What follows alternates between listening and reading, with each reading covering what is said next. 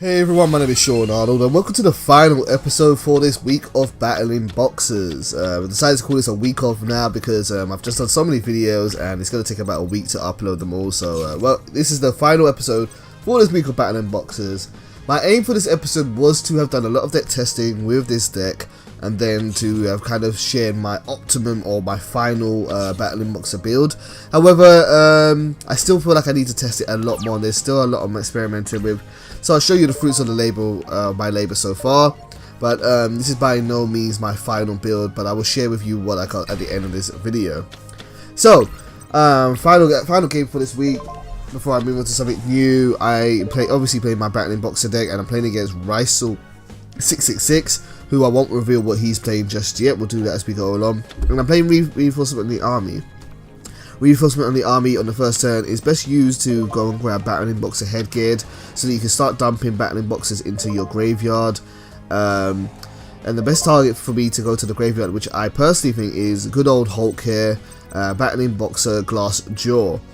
What Hulk can do in the graveyard is not a lot. In fact, there's no real Battlin Boxers which activate in the graveyard except for Counter Punch, and even then Counter Punch really isn't necessarily the best target because you want to set up for later plays.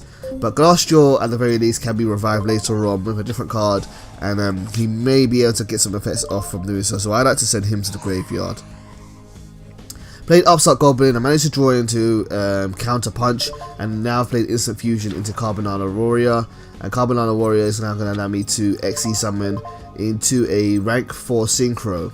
In this situation, I'm not really sure which the best card would have been to go for. I don't really have a decent rank 4 monster which can get rid of back row cards, which is a shame because I kind of wish I did. But the closest I have is Diamond Warwolf, and that's not really the best card for getting rid of back row because you definitely have to tribute itself, so you lose that card too. So I summoned Evil Storm Exeter Knight in the hopes that I will be able to nuke my opponent's field in the next turn, because when my opponent draws a card, he will have more cards on the field than I do. But like an idiot, for some reason I set Fan Exempts just to be a little bit sure. Also, by the way, I am recording, this is a pre-recording. I'm just maximizing my time on both machines right now, while my PlayStation 4 is doing all the rendering for my live videos. I am doing this recording on my PC, so yeah, this is me doing a recording back of what happened earlier on. Now, fortunately, my opponent tribute summoned into Volcanic Hammerer, so as you can see now he is running a Volcanic deck. Volcanics are actually very, very good in the Legacy of the Duelist environment because they have a lot of good effects which can activate in the graveyard, and they have a very, very good engine when built well. And Rysel's actually running a very interesting version of Volcanics. You don't really see cards like Volcanic Hammerer too often, but there's a reason why he's running that, and he will see it later on. Anyway, he's managed to swing over Exeter Knight, and I won't be able to activate it because he no longer has more cards than I do. And so now I'm going to go into my main phase, and I'm going to play Pot of Duality. Pot of Duality is going to allow me to excavate the top 3 cards of my deck, and then I'll be able to pick one and enter my hand, at the cost of not being able to special summon for the rest of this turn. The card which I'll probably go for here is Reinforcement of the Army, because I really want to get more of my monsters out of my deck, and that level 4 monster there wasn't really necessarily the one which I wanted. So now I'm going to play Rotor, and the monster which I want to get out is the best Battlin Boxer monster, and that is going to be Switch Hitter. Switch Hitter is also the coolest looking Battlin Boxer in my personal opinion, although they all do look pretty awesome. Switch Hitter is a monster which allows you to revive monsters from the graveyard, making for easy rank 4 plays. So I'm going to hold him in my hand until the next turn or so, because I can't really special summon and I don't want to put him on the field just yet. Right, so now my opponent has played Flamvell Baby, Flamvell Baby, and Flamvell Baby being a level 1 tuner is going to allow my opponent to synchro summon into a level 6, and they're going to bring out Yugioh Guardian with 2800 attack. This is going to do a lot of damage and I have no way to defend against it, so it's going to be a big swing for Rysel. And in an earlier episode, I also said I was going to drop Upstart Goblin because in a slow deck, giving your opponent 3000 life points can mean the difference of an extra turn for them. And it's very, very true. It's still very, very true, but I just don't like the speed of this deck. It just needs a little something just to speed it up. And I don't know whether I had it in my last duel or so, but you're going to see other cards in this deck, which I have, such as Summon and Monk, just to help get these cards out of the deck and make more rank plays quite quicker.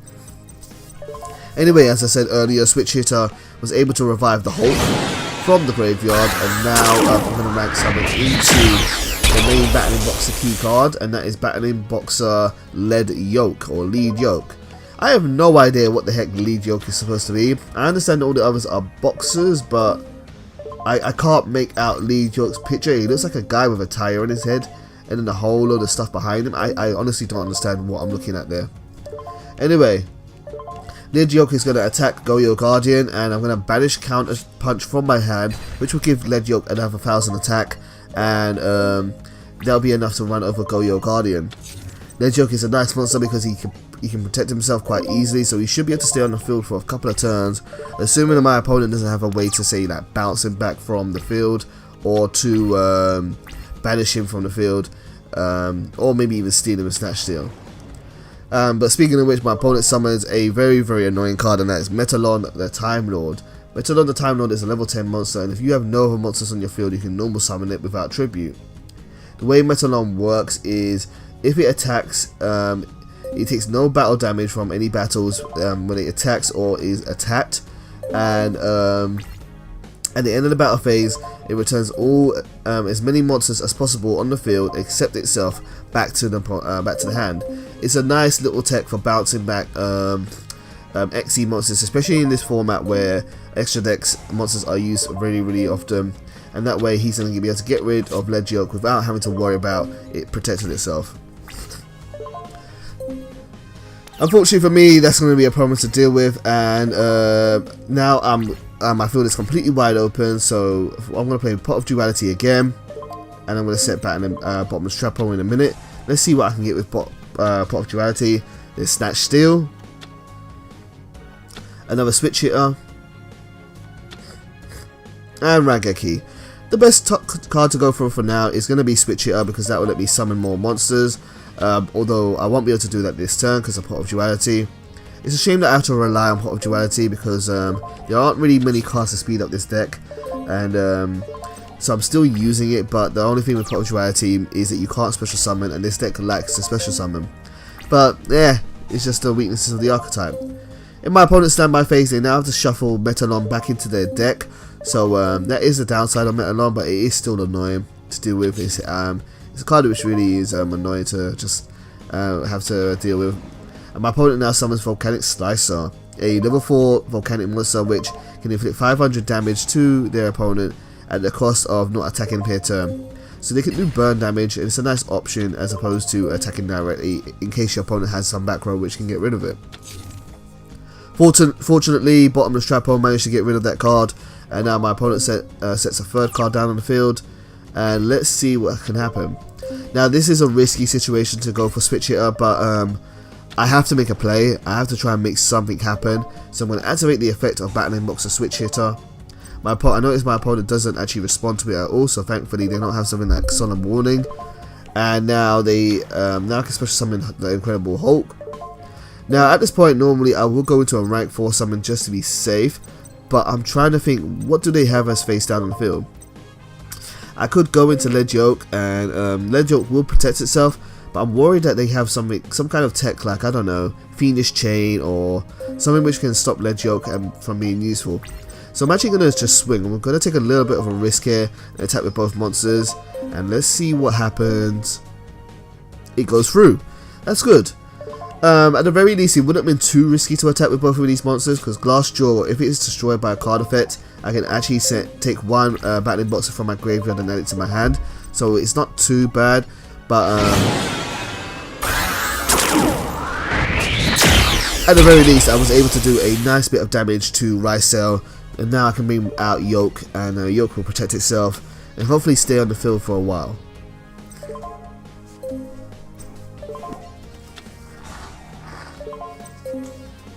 And now with Yoke on the field, I'm going to play his buddy Kaiser Coliseum. Kaiser Coliseum is really, really good with Battlin Boxers, especially when you can get something like Yoke on the field, or what else is good? 101, or There's a Battlin Boxer. What's the one that revives from that sends cards to the graveyard? Forgot his name, but the one that sends cards to the graveyard that cannot be destroyed by battle. That's also fun to use with Kaiser Coliseum because it stops your opponent from swarming the field, and that's actually quite decent in a deck like this because you kind of don't do too much swarming, even though you do a little bit of special summoning, and it can really slow your opponent down.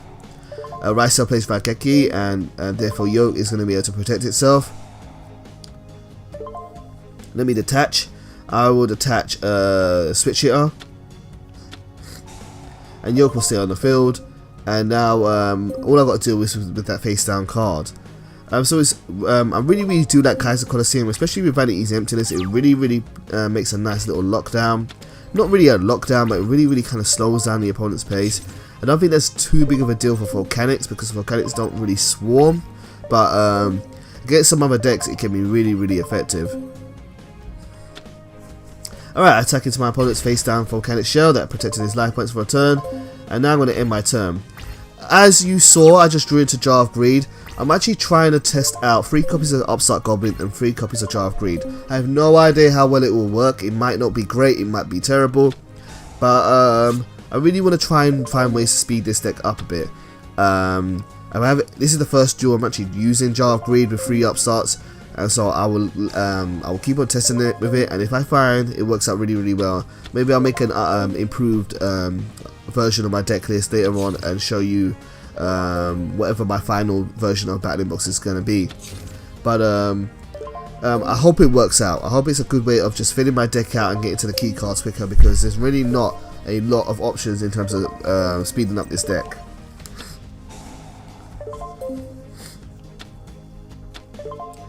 Okay, so Jar of Greed, at the end of my turn, managed to draw into another level 4, and now I've drawn into another card which I've added to this deck, and that's Summon a Monk. Summon a Monk allows me to discard 1 spell card, and then I can special summon a level 4 or lower monster from my deck to the field, but I can't attack that turn. Attacking my opponent's face down Volcanic Rocket, that's fine by me. Managed to get rid of that. That card is really good for searching out Blaze Accelerators, but I guess he didn't need to. Maybe he has all the ones in his deck already.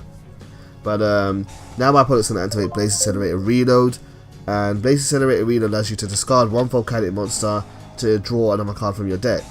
Now with effects like Scatter Shot, when they're sent to the graveyard by a Blaze Accelerator Reload, they can send more of them to the graveyard, and Volcanic Scatter Shot is now going to destroy all monsters on my field.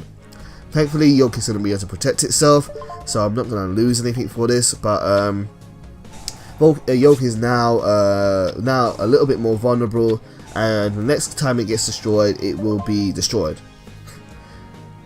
Unfortunately, Glassjaw couldn't activate because of all the volcanic shells, but I guess I didn't realize that Glassjaw can be activated by Yoke, which is actually kind of impressive. Didn't ever realize that, so I've got to keep that in mind. It did miss the timing because of the volcanic shells, but in the future I've got to keep in mind that Glassjaw is actually a good rank summon for Yoke, because it can then activate its effect. Interesting. See, I'm learning new stuff every day with these kind of these cards. Okay, my opponent has now summoned Volcanic Doomfire, which used to be the boss monster of the Volcanic archetype. Big monster. It forces you to attack it with all of the monsters on your opponent's side of the field, so I have to attack it its turn. Fortunately, Yoke is stronger than it, but it then can also do 500 damage in burn damage when it destroys one of my monsters on my field, and somehow I think by banishing Blaze Accelerator Reload, he managed to send Volcanic Counter from his deck to the graveyard.